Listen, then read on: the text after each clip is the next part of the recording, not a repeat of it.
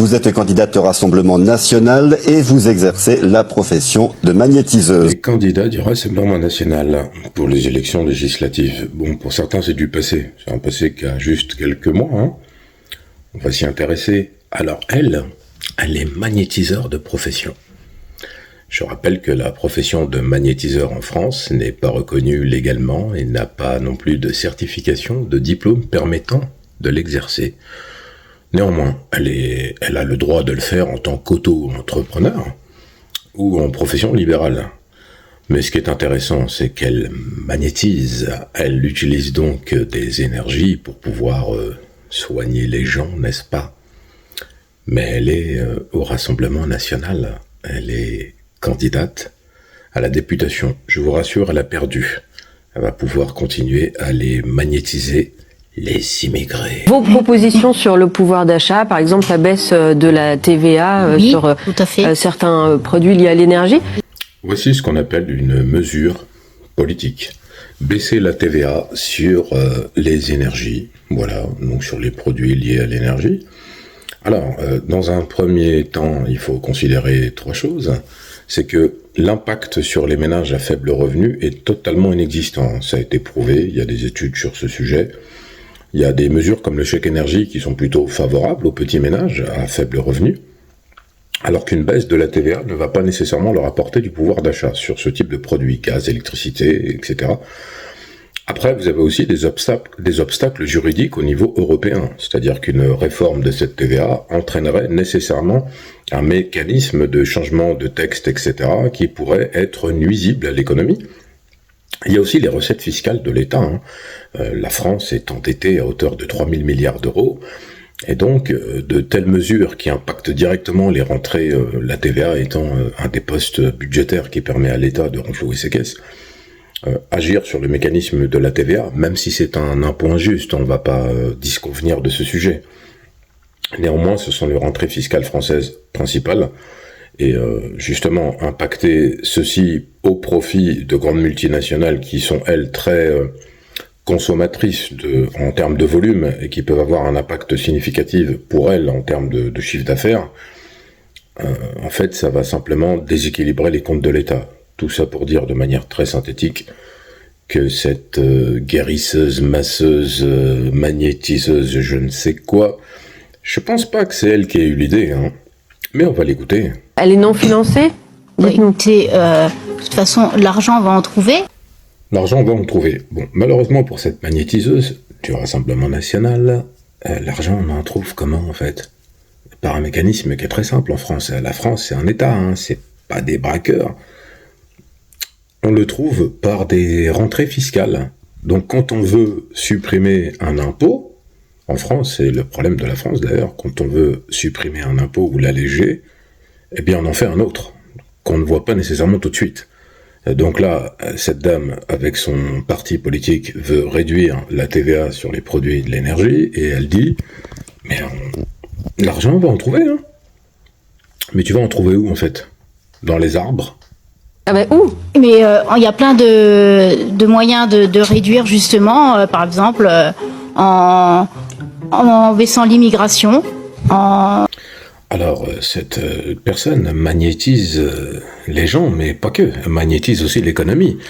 On va te donner un petit cours élémentaire, hein, l'économie pour les nuls. 3 éléments. Le premier, c'est que l'immigration, ça a été démontré par des études économiques sérieuses. Vous pouvez aller vérifier, hein, pour les fachos, ne vous en déplaise. L'immigration apporte en France à peu près 0,4 points de PIB à l'économie française.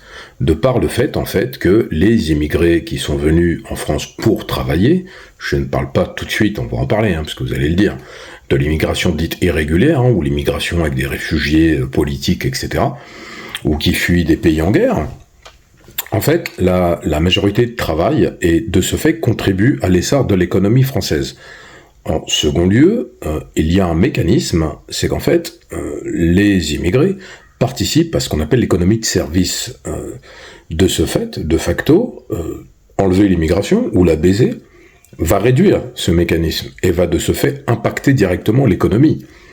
Et ensuite, il y a le levier de croissance économique de la France qui font que le bénéfice de l'immigration par rapport à son côté négatif, on va dire, exemple la prestation sociale, toutes les aides que peuvent donner la CAF, etc. Si vous faites le ratio avec des études sérieuses et rigoureuses, je vais vous dispenser de graphiques ou de chiffres, il est très clair que la balance est plutôt du côté du fait que les immigrés payent des impôts et participent à l'essor de l'économie locale. Maintenant, réduire l'immigration, est-ce une bonne idée? Non. Pourquoi? Je dis pas qu'il faut l'augmenter, je dis simplement que ça fera pas rentrer d'argent, bien au contraire. Il a été démontré que sur le marché du travail, beaucoup d'emplois occupés par les immigrés sont des emplois en tension, que ce soit dans le bâtiment, la restauration, où on trouve beaucoup de populations issues de l'immigration, dans les services d'aide à la personne, les aides-soignants, etc. C'est un constat qui est très clair. Les immigrés, dans la majorité des cas, même si bien sûr, il y a des immigrés qui occupent aussi des postes, que ce soit médecins ou autres, mais dans la majorité des cas, d'un point de vue d'études de statistiques, si on se réfère au rapport de l'INSEE, les immigrés occupent des emplois qui nécessairement, si on les retirait, impacteraient immédiatement et déstabiliseraient le marché du travail en France et impacteraient l'économie. Donc en fait, non, ça rentre pas d'argent de faire baisser l'immigration. Mais alors, pas du tout. On va réduire totalement. C'est-à-dire? Par exemple, ça sera plus permis de rentrer sur le territoire, comme c'est actuellement le cas. De mieux en mieux. On va bégaiement réduire. On va empêcher les gens de rentrer sur le territoire comme c'est actuellement le cas. La France est un pays du tourisme, c'est le pays le plus visité au monde, donc tu fais plus rentrer les touristes. Non, terminé. Ensuite, tu veux faire quoi de l'espace Schengen? C'est-à-dire que les Européens, parce que l'immigration, c'est pas nécessairement que l'Afrique. En Europe, par exemple, les Portugais, les Espagnols, pour ne citer que, mais après d'autres nations, même les Roumains, qui sont européens maintenant, ils peuvent, avec les accords de Schengen, circuler librement en France, et même venir y travailler sans nécessairement avoir de titre de séjour immédiat. Donc, qu'est-ce qu'on fait? On ferme les frontières? Après, il y a aussi le phénomène d'accueil, puisque, après, tu vas pas aller créer des guerres dans des zones, et ensuite, après, tu te plains que les gens arrivent. Mais c'est même pas le propos, là je parle même pas de l'immigration pour ces raisons-là, je parle plutôt d'une immigration économique. Est-ce que la France a des besoins? Oui. Est-ce que si elle ferme les frontières, ça va changer quelque chose? Oui, puisque cela ne va pas répondre aux normes internationales. Je rappelle que la France est un pays souverain, certes, mais qui est inscrit dans un processus, on va dire, de conformité légale, de respect des droits humains fondamentaux. Donc le droit à l'immigration, c'est pas un droit. Mais entendre on va fermer puisque maintenant ce sera plus possible de rentrer comme avant. Ça ne veut rien dire.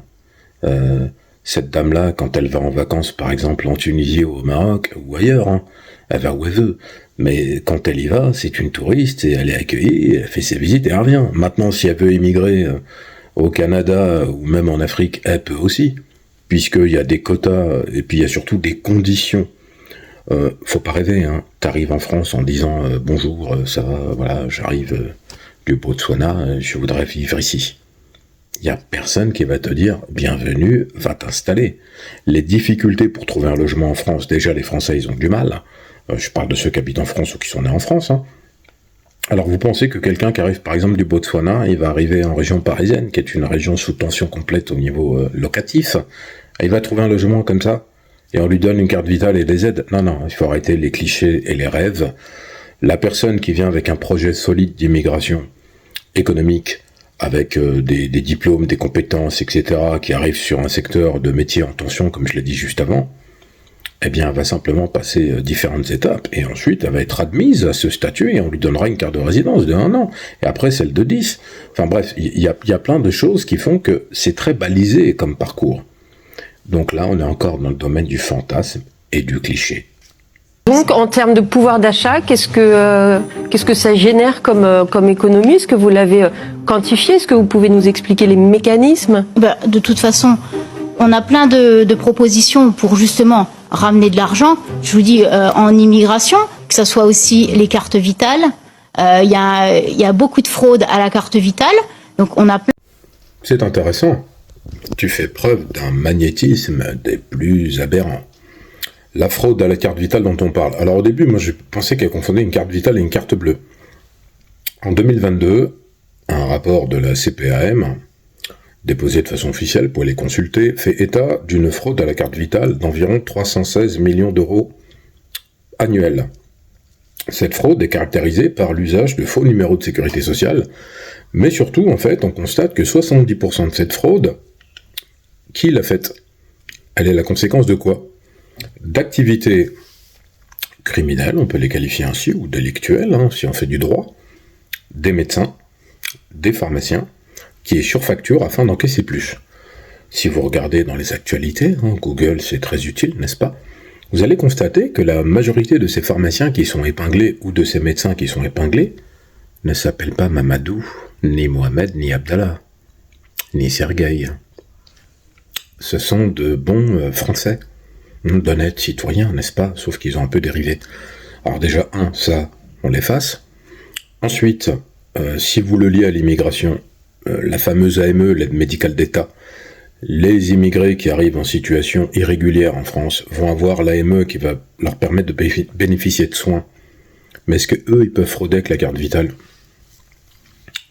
Non. Ils vont frauder quoi? Des trafics de médicaments. Il faut qu'ils voient un médecin, que le médecin accepte de leur faire une ordonnance et qu'après, admettons, faire des photocopies. Et ils vont aller dans plein de pharmacies pour prendre du tramadol et faire des trafics de tramadol. Admettons, on va dans tous les fantasmes. Ça va représenter même pas 50 000 euros de fraude sur une année. Là, on parle de 316 millions d'euros de fraude à la sécurité sociale, à la fameuse carte vitale. La France a choisi de numériser le système. Ils ont rajouté des photos sur les cartes vitales. Mais comme je l'ai dit, c'est pas nécessairement les usagers qui fraudent le plus. C'est pas ça qui génère 316 millions d'euros de fraude. Ce sont les médecins, les pharmacies, etc., qui veulent surfacturer des prestations, parce qu'en fait, c'est pas un trafic de médicaments, je le précise.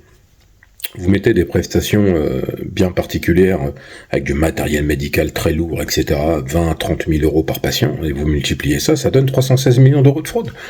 Donc, ce qui veut dire que si on se réfère à ce mécanisme de la fraude à la carte vitale, n'est-ce pas, c'est 316 millions d'euros de fraude. Comment on l'efface? En mettant des contrôles et des contrôleurs qu'on doit payer, qu'on doit former. Ça coûte à peu près 180 millions d'euros.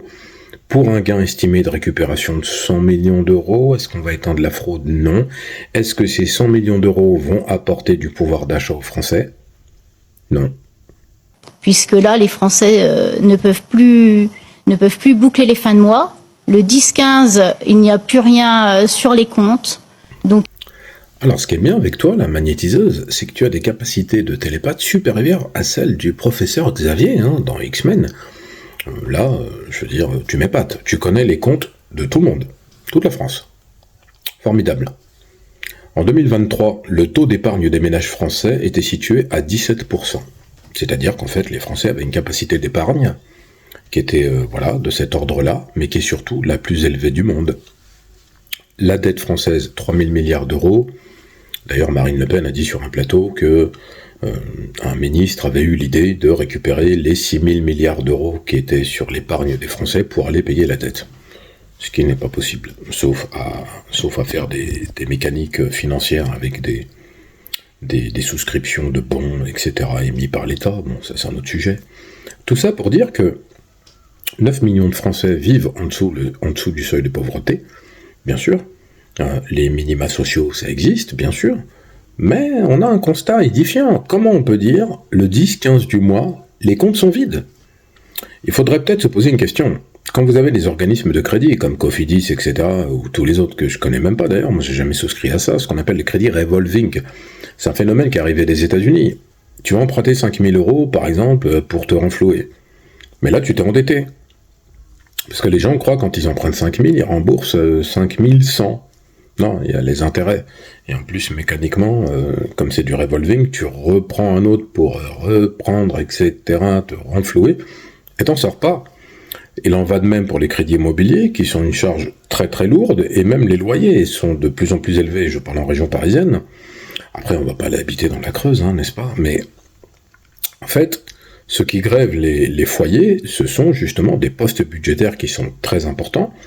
Après, il n'y a pas d'éducation financière nécessairement, ni à l'école, ni après. Donc, j'ai envie de dire que on fait avec ce qu'on a. Il y en a qui ont des salaires qui sont très faibles et qui essaient de s'en sortir comme ils peuvent et qui s'en sortent bien, même certains que je connais personnellement, et d'autres qui n'y arrivent pas pour plein de raisons. C'est pas le sujet. On peut pas dire le 10-15 du mois, il n'y a plus rien sur les comptes des Français. En fait, c'est une donnée qui repose absolument sur rien. Pourquoi nous n'y arriverions pas? J'ai toute confiance en Jordan Bardella. Avec toutes ces propositions, nous allons réussir. Nous allons prendre le pouvoir et nous allons réussir le challenge. Bon, alors déjà, toi, t'as perdu. Donc, pour le pouvoir, c'est raté. Après, Jordan Bardella, Jordan Bardella. Le grand économiste Jordan Bardella, très connu pour ses prises de position qui ont permis l'émergence d'économies dans le monde entier. Même Dominique Strauss-Kahn, qui viole des femmes noires dans les hôtels, lui-même, il est un économiste. Il n'a pas les prises de position de Jordan Bardella. Après, Jordan Bardella, bien sûr, au-delà d'être un héritier à qui son papa achète des appartements et qui n'a jamais travaillé de sa vie, n'est-ce pas, qui n'est ni entrepreneur ni rien de tout ça, qui touche un salaire confortable de plus de 5 000 € par mois en tant que député européen, Jordan. Mais dis-le à la magnétiseuse et aux autres. Non, Jordan, tu ne peux pas faire des propositions qui tiennent pas la route. Document de source. Vous allez y arriver, le Rassemblement National, puisque les patriotes qui passent ici, dont Bassem est un des jokers, qu'est-ce qu'ils croient? On va arrêter l'immigration et les cartes vitales. Ça y est, c'est bon, on a gagné. Victoire, la France est sauvée. 3 000 milliards d'euros de dette. Ok, vous allez me dire, c'est la gestion du Parti Socialiste, de François Mitterrand, etc., la succession, Jospin, après Jacques Chirac, Sarkozy, François Hollande, tout ça, là. Plus de 30 ans de gestion catastrophique et calamiteuse. C'est pas que ça. Quand on est un empire colonial et que la colonisation s'arrête, même si vous croyez que c'est une colonisation positive, je vais faire une vidéo sur la colonisation juste après, comme ça je vais vous faire taire. Eh ben la France, en fait, elle rentre plus d'argent. Il y a un rappeur, Kalash Criminel, pour ne citer que celui-là, qui l'a dit, à part les vaches, le fromage et le vin, si, le groupe LVMH, qui est quand même un grand géant du luxe, numéro 1 mondial, mais en vérité, vous n'avez pas de pétrole, vous n'avez pas de gaz, vous n'avez pas d'or, vous n'avez pas d'uranium, vous n'avez pas de ressources minières. Ça va être difficile, Comme vous vous faites sortir de la plupart des pays d'Afrique, la France-Afrique a permis à la France d'être très grasse. Comme je l'ai déjà dit, l'esclavage a permis de créer les boulevards haussmanniens à Paris. Mais aujourd'hui, en 2024, dans une économie mondialisée, la France, qui faisait partie du top 5 des économies, elle est où maintenant? Vous avez un pays comme la Corée, par exemple, la Corée du Sud, qui en 50 ans a atteint le PIB du Luxembourg. Tout simplement parce qu'ils ont investi sur eux-mêmes, sur la connaissance, et qu'aujourd'hui, ce sont les principaux fournisseurs de composants électroniques, etc., qui ont pu faire un développement et émerger une économie, parce qu'ils n'ont pas de ressources, tout comme la France. Mais la France, c'est pas la Corée du Sud. Je veux dire, à partir du moment où on capitalise sur le franc CFA, etc., c'est le revers de la médaille. Tout ça pour dire que le Rassemblement National, si on n'y prête pas attention, il va réussir son pari, prendre le pouvoir. Néanmoins, moi je le dis, si là Jordan avait été nommé Premier ministre, ça aurait été très drôle.